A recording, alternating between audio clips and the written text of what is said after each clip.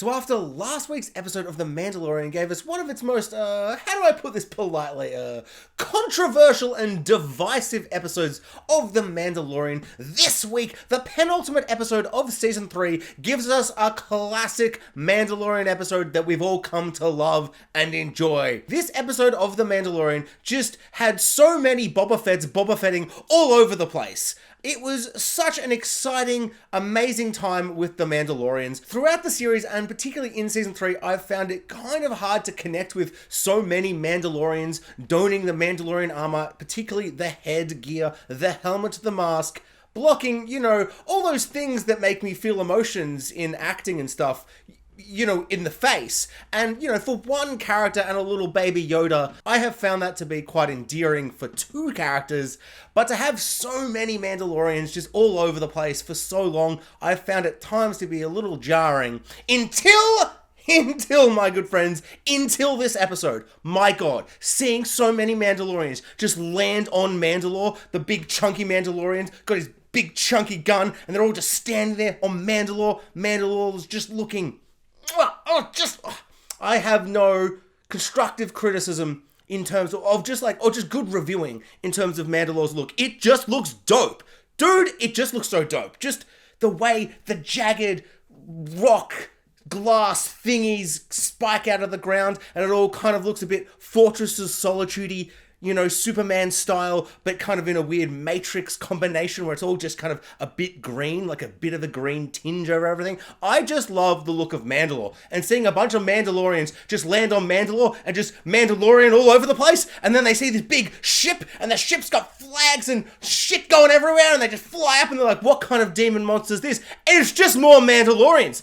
And not just more Mandalorians, Skinny Pete from Breaking Bad is now a Mandalorian. I mean, this episode made me so happy until the end. Until the end of the episode, spoiler review, by the way, in case for some reason you clicked on this not knowing that, until the end when they were like, do you love Chunky Boba Fett? I'm like, I love Chunky Boba Fett. I totally think he's a spy, and the episode is, of course, called The Spy, or The Spies, or totally a bunch of spies that we're not going to reveal, but the spies, think about spies all episode, and for the whole season, I keep thinking Chunky Boba Fett, he's totally going to be a spy. Because I don't know, he just didn't get along with Din Djarin. Him and Mando just kind of had that thing, that fight in Boba Fett. In that amazing good episode of The Mandalorian that was in the book of Boba Fett. And they had that fight, and I'm like, ooh, when he reveals to be a spy, he's going to have another fight with Din Djarin. And Mando's going to be all like, I trusted you, you are my brother, traitor! And there'll be a whole thing. But, it'll be awesome because they fought once and then they'll fight again. And now I feel really bad for thinking he was a spy, because he died, and I was so sad. I was like, I love so much of this episode, but why kill Chunky Boba Fett? Not Chunky Boba Fett! Wow. There is so much to take in for this episode. It was a big one. There was a lot to soak in. Where to begin, I wonder? And I will respond to myself like a character in a movie who hears someone saying where to begin, and they go, I don't know, bro, probably the start. Just start at the start and just go through the things that happen. That's always the place to start. The start. Unless you're Quentin Tarantino writing and directing Pulp Fiction, just start at the start. And oh boy, what?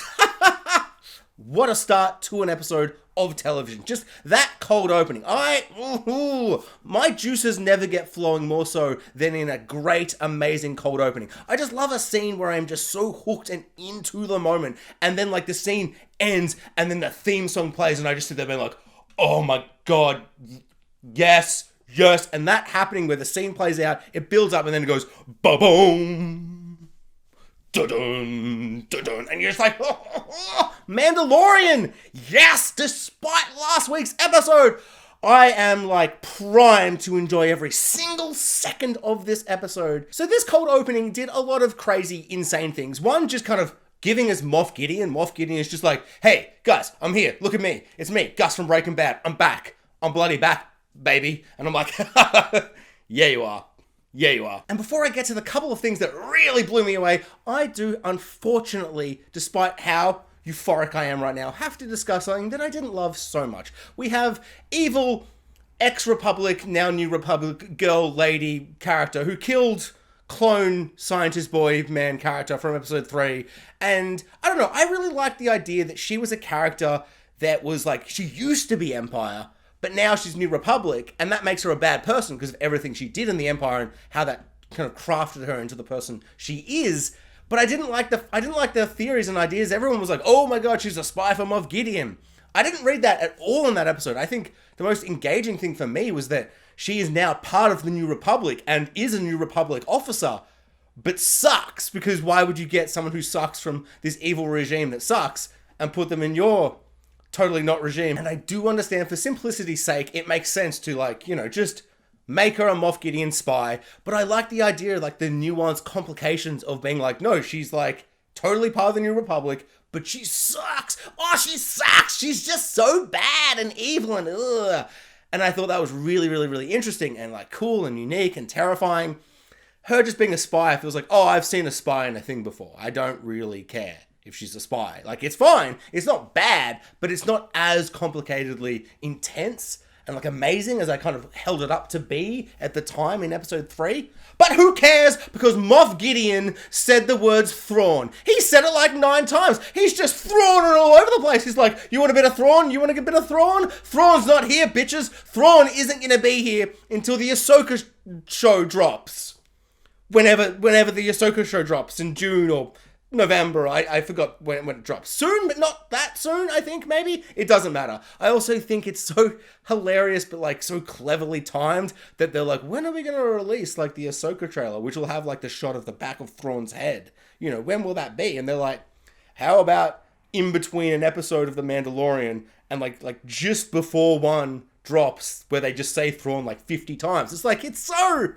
I don't know. Sometimes I get really annoyed at they're like trying to MCU the Star Wars, mostly with the Mando, Baby Grogu reuniting and Boba Fett. Just, calm down, guys. Just tell one show at a time and then build up to something after a little while. Don't try and connect it all at once, because then it gets messy and knotted and tied, and just, you ruin season 3's like emotional kind of through line. It doesn't matter. I'm over it. I'm not, but let's pretend I'm over it. So apart from the fact that I really don't like the idea that they're trying to MCUify the Star Wars universe, I really do like the marketing and just the clever kind of interconnectivity of releasing the Ahsoka trailer, which has Thrawn appearing in it just before an episode where they're like, Thrawn, oh my god, I'm Moff Gideon and I'm afraid of Thrawn. Or maybe not afraid of Thrawn, but he's kind of like, hey, Thrawn hasn't appeared. He won't appear until Ahsoka. This is the Mandalorian and I'm the villain of the Mandalorian. And then he does his Moff Gideon, Gus Fring acting, where he's just like, look at me act, I'm so good at acting. And everyone's like, well, jeez, I'm glad I'm just in a hologram, so you can't tell how bad my acting is compared to how good his acting is, you know, because of the blue CGI filter or whatever. And they're all just kind of freaking out, and he's just all like, and then he's like, can I have 3 of these, 6 of these, a couple of these TIE fighters, and just a bunch of other stuff. And they're all like, that's expensive. Think of the budget. Moff Gideon, I'm the one doing the budget, not you doing the budget, Moff Gideon. And then he's like, Mandalorians or something. And they're like, don't even worry about the budget. If we're dealing with Mandalorians, we will think about the budget next quarter. So Moff Gideon gets a bunch of stuff or whatever. I don't know. I think he said he wanted some of those Praetorian guards. Praetorian guards? Praetorian guards or Praetorian guard? Did I just say the same thing? The Red Boys. The Red Boys from the Last Jedi fight, where they do the thing and he turns the lightsaber on and off and kills one behind. He's like, Pachah! And potentially from 6 and potentially from 3, where Yoda's like, Pachah! And the guys go, ba ba ba! You know the scene. If you're watching a video about a Star Wars thing, you know the scene. I don't even have to, like, explain it properly. Just Yoda being like, Pach! You know what scene. But I did talk to a friend. He's like, they're not the Praetorian guards. Every time I say it, I feel like I'm about to say the placenta guards. And I just know it's not the placenta guards. It's not the placenta guards, is it? No, it can't be. That would be insane.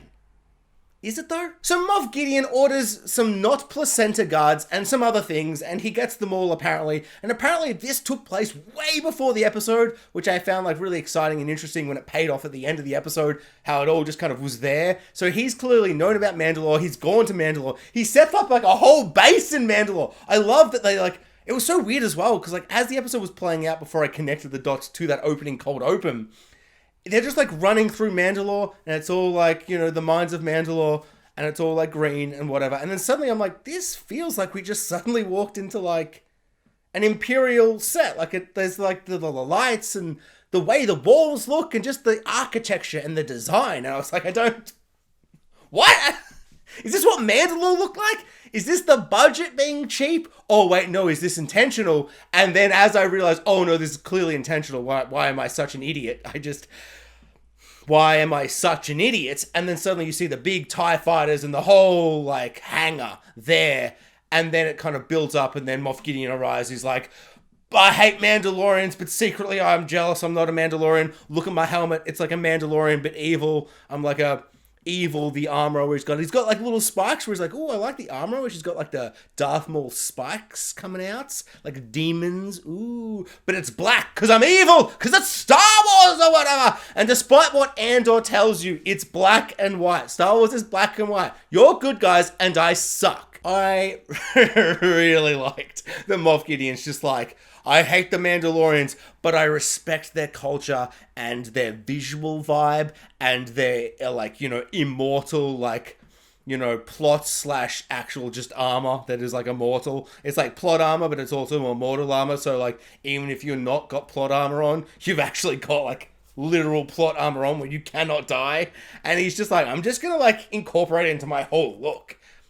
I respect that. It's, like, really cool for a villain to be like, well, I hate the good guys because I'm a psychopath and they're awesome. But they are awesome, so I will just incorporate every element of them, take away the honor and the coolness and the liking the Baby Yoda, and I'll just put it all onto my body. It's pretty cool. Also, this isn't something I noticed, but apparently General Hux, Mr. Donald, the orange-haired guy from The Last Jedi and all those other movies that you all love or hate. So Gleason. So Brendan Gleeson's son, General Hux, apparently his father in the movie shows is in that where all blue holograms cold open.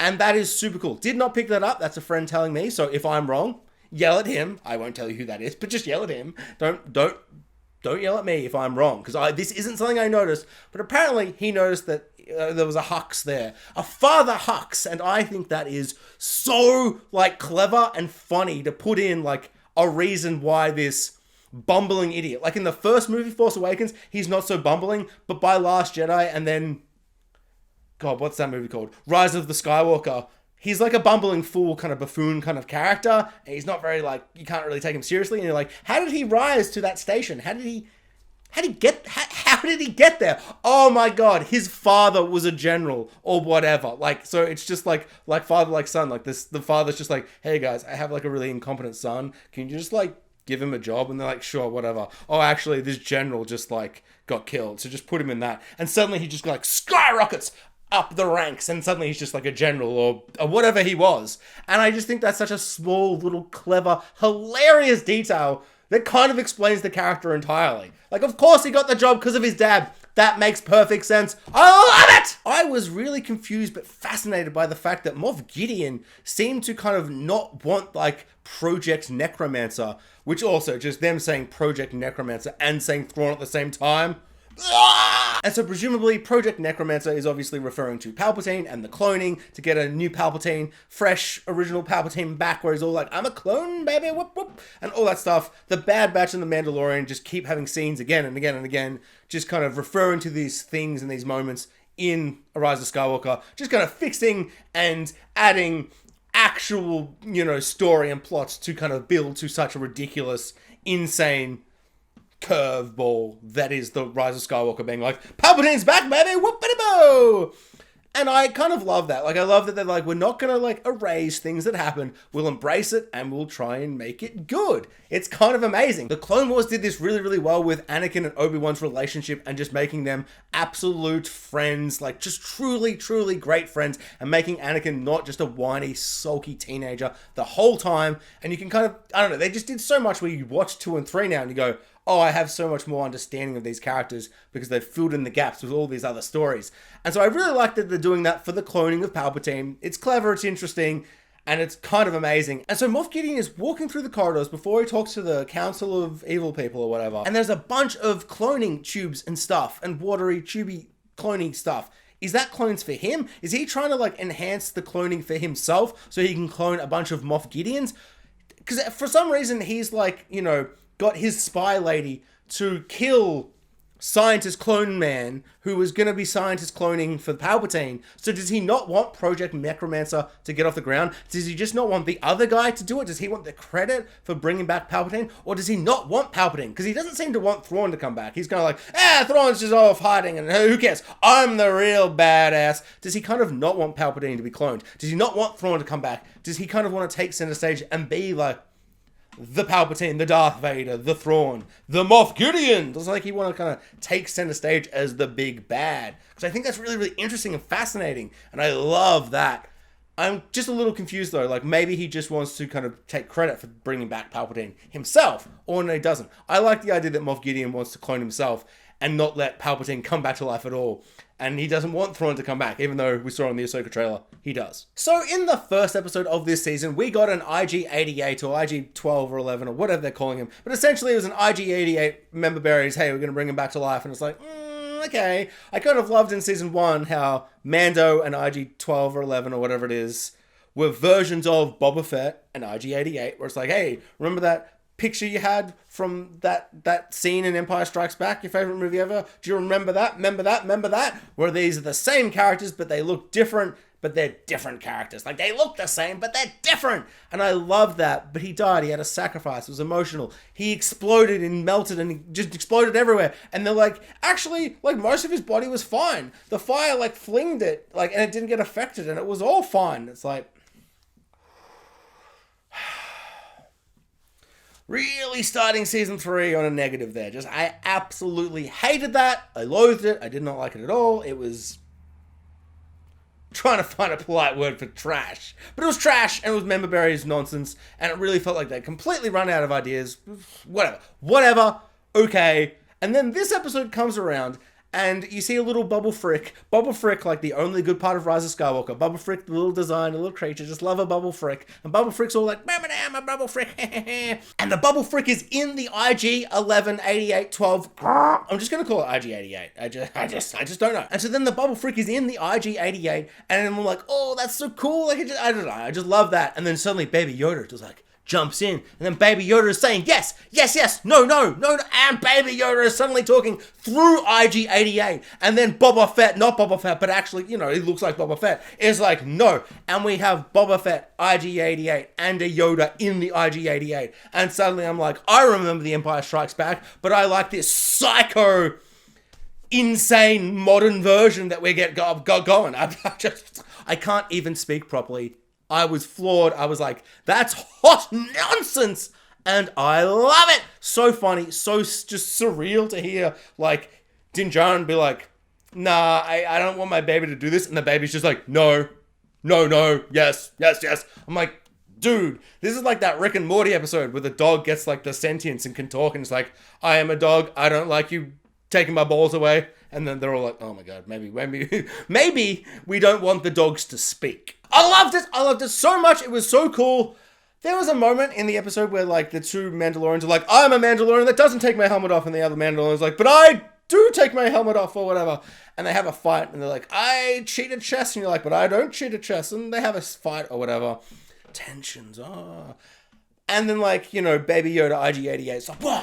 And he stops them, and he's like, wow. And they're like, oh, I didn't teach him that, blah, blah, blah. Oh, he could actually stop them with his robot IG-88 hands, blah, blah, blah.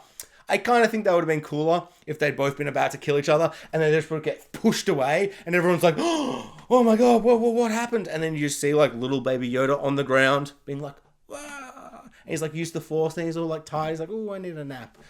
I don't know. I prefer Baby Yoda just as little Baby Yoda. He gets his little circular flying dome situation thingy. I love all of that. But I don't mind this. I think this is definitely going to be very hit or miss for some people with him in the IG-88 robot walking about. Like, I loved it for this episode. I'm going to love it for next episode. I think someone needs to blow that shit up, though. Like, I don't want this to be a permanent fixture where we just see IG-88 and Boba Fett walking about. And then you look closer, you squint, and you're like, oh, actually, that's Mando and Baby Yoda. Oh, I see. No, I like the visual you've done. I like him walking around, looking how he does, with the little dome sphere, floaty home pram thing. I like that better, but I didn't mind this just for a little detour of the norm. I also love the bit where the big monster erupts out of the ground. He's all like, "My big monster," and all the Mandalorians are like, "God damn it!" Every planet we go to, every single planet we go to, there's just a giant monster that just wants to eat us. What's with giant monsters wanting to eat us? Is it something we wear? Is it the deodorant we use? Why do giant monsters just hate us, Mandalorians? I don't like this discrimination. Well, guess what, Mandalorians? Me, the audience, Jax, loves it. I love the monsters to see a Mandalorian and then just go, just gotta kill it. Just gotta kill it with my big tail, whatever the hell was going on. Hand? I think it was a tail, but it just might have been a hand. It was so big. I loved it. I just love as soon as something's moving, I'm like, that better be a giant monster just about to kill so many Mandalorians. And it was! It was.